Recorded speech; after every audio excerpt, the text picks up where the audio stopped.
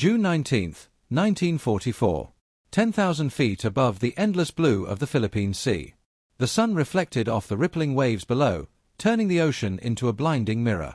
You can almost feel the heat radiating through the cockpit glass of a lone TBF Avenger, its wings trembling with the strain of heavy ordnance. Lieutenant Junior Grade William Bill Marks squints through the haze, trying to make sense of the chaos below.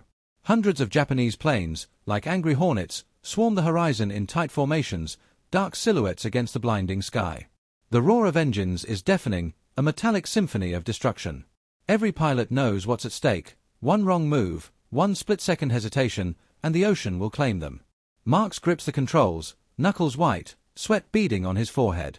The carrier group below, his lifeline and the home of thousands of sailors, is a gleaming target, seemingly trapped in the vast emptiness. Somewhere in the distance, Vice Admiral Jisaburō Ozawa's flagship slices through the waves, carrying with it the hope of a decisive blow that could shatter the U.S. Fifth Fleet. And yet, amid the precision formations and calculated strategy, one small American plane drifts closer. It seems almost inconsequential, a single note in the cacophony of war. But Marks and his crew, navigator and gunner beside him, are on a collision course with destiny. The wind tears at the fuselage. Engine vibrations resonate through the floorboards. Time stretches and compresses in impossible rhythms. A torpedo, cold and heavy in its mount, waits for the command that could change the course of the battle. Marks looks down at the enemy carrier, calculating distance, speed, trajectory. The odds are astronomical. Hit or miss, this moment is suspended in a fragile bubble between life and death. And then he sees it, the perfect gap in the Japanese defensive screen. The carriers are retreating, formations slightly frayed from the relentless dogfights above. It's a fraction of a second, a fleeting opening.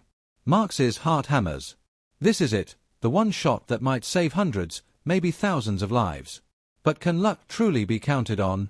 Can a single torpedo, launched from one Avenger in an ocean of steel and fire, be the difference between annihilation and survival? The Avenger shudders as Marks leans forward, eyes locked on the trembling silhouette of the Japanese carrier below. The wind whines past the fuselage, carrying the faint tang of smoke and burning aviation fuel from distant dogfights. You can almost feel the tension in the cockpit, as if every rivet and panel knows the stakes. Marks checks his instruments again, altitude, speed, torpedo release angle, his hands moving with the precision of a surgeon, yet guided by instinct honed in countless training hours. Behind him, his gunner murmurs numbers, voice tight with anticipation. The navigator calls out corrections, eyes darting between horizon and instruments, trying to reconcile theory with the chaos below. Hundreds of enemy planes streak across the sky, and for a terrifying instant, it feels as if the ocean itself has stopped, holding its breath. Marks pulls the release lever. The torpedo drops, slicing through the air, a small steel promise against impossible odds. The Japanese formation reacts instantly. Radios crackle. Alarms blare.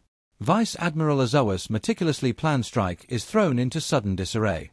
Pilots break formation, dive, climb, weave, confusion rippling like waves across a pond.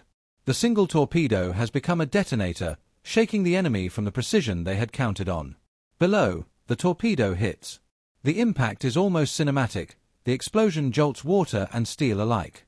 Decks tilt, fires flare, and the carrier shudders under the strike.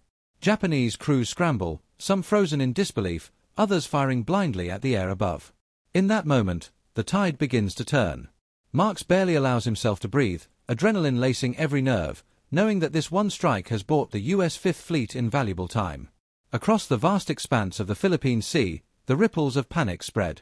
Planes that were moments ago a coordinated storm now move like frightened birds, scattered and vulnerable. Ozawa's strategy, a coordinated wave of attack meant to crush the American carriers, fractures in real time. The Japanese air groups are stunned, struggling to recover, while the American fleet begins to regroup, reposition, and prepare for counterattack. It is in this chaos, this fragile window of opportunity, that the extraordinary emerges. How often, in the brutal calculus of war, does a single act, born of courage, skill, and yes, luck, rewrite the outcome of an entire battle? Marks's shot, seemingly improbable, has done just that. But even as the carrier reels, and smoke spirals into the sky, the question lingers. Can the Japanese forces recover from such a shock, or has the moment of surprise sealed the fate of their strike? High above, the Japanese pilots struggle to maintain cohesion. You can almost hear the crackle of confusion over their radios, orders shouted, misheard, repeated. Formations meant to be tight and deadly now twist into chaotic spirals. A dive bomber overshoots its target. A fighter banked too sharply disappears into cloud and sea. Vice Admiral Ozawa grips his command chair, his face pale under the sunlight streaming through the bridge windows. Every calculated maneuver he had planned is collapsing, undone by a single torpedo and the Avenger that delivered it. Back in the air, Marks maneuvers his battered plane with precision, keeping his eyes on both the retreating carrier and the skies teeming with enemy aircraft. Every second counts. The Japanese, disoriented and fearful, begin to overcompensate, splitting forces, abandoning coordination, exposing themselves to counterattacks they cannot anticipate. You can almost feel the panic radiating from them, a contagion that spreads faster than the fiercest fire. On the American carriers below, sailors and aviators watch the unfolding chaos with disbelief and hope. For hours, the Fifth Fleet had been bracing for what seemed inevitable, a crushing strike from the Japanese. Now, relief courses through the decks, tempered by the ever-present tension of the fight still raging above. Marks and his crew are unknowingly the fulcrum on which the entire engagement pivots. The Japanese pilots, trained for precision and discipline, are forced into improvisation. Without the anchor of a solid formation, missions falter. Bombers miss their runs. Fighters fail to provide cover. Communications break down. It is a domino effect, a perfect storm of confusion catalyzed by one improbable strike. And yet, despite the chaos, the Japanese commanders are not yet defeated. They are calculating, searching for a way to regain control, to reassert dominance over the Fifth Fleet. But for every decision, every attempt to regroup, Marks's torpedo has sown doubt and hesitation. Each passing minute magnifies the effect of that lucky shot. The question now hovers over the battle like a storm cloud. Can the Japanese strike force recover from this sudden unraveling, or has the American Avenger permanently shifted the balance of power in the skies above the Philippine Sea? By mid-afternoon, the chaos has fully settled into a pattern, one that favors the Americans. The U.S. Fifth Fleet, once bracing for annihilation, now seizes the initiative. Aircraft from the carriers launch in calculated waves, their pilots riding the shockwave of confusion that Marks's torpedo created. The Japanese, still struggling to reform, are forced into reactive maneuvers, their famed kamikaze precision replaced by frantic improvisation. You can almost hear the tension in the air, a taut wire stretched across hundreds of miles of sky.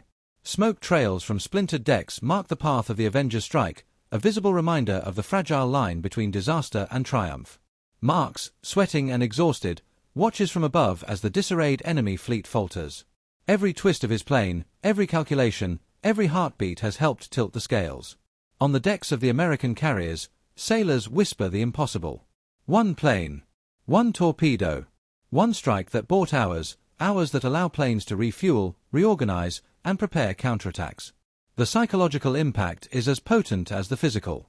Vice Admiral Ozawa's forces, long confident in their tactical superiority, are reeling.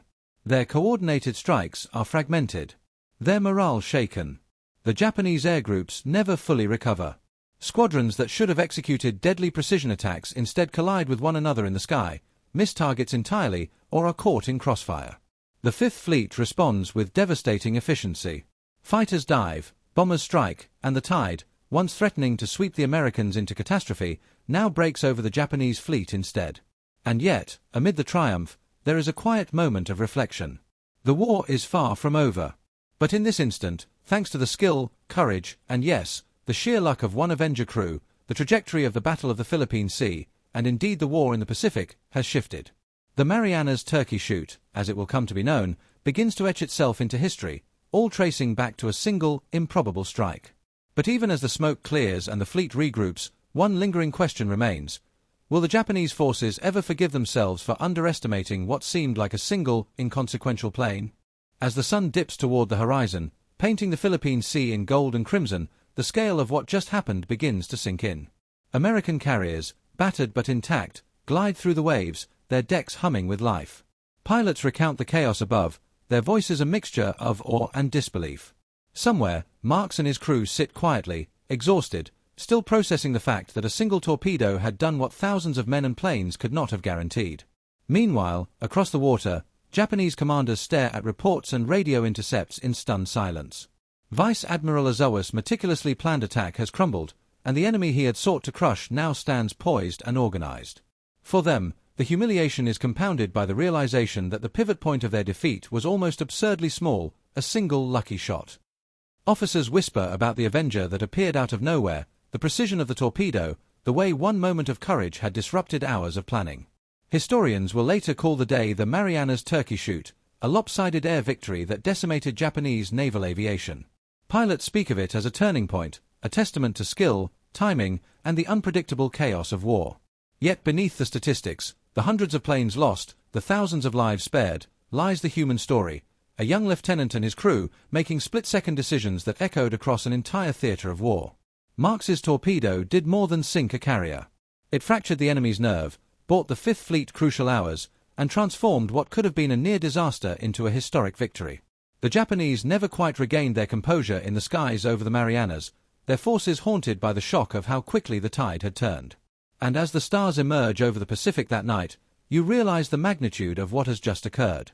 One small plane, one small crew, one improbable strike, reminding us that in war, as in life, sometimes the outcome hinges on the most unexpected moments. History remembers battles in fleets and fleets in numbers.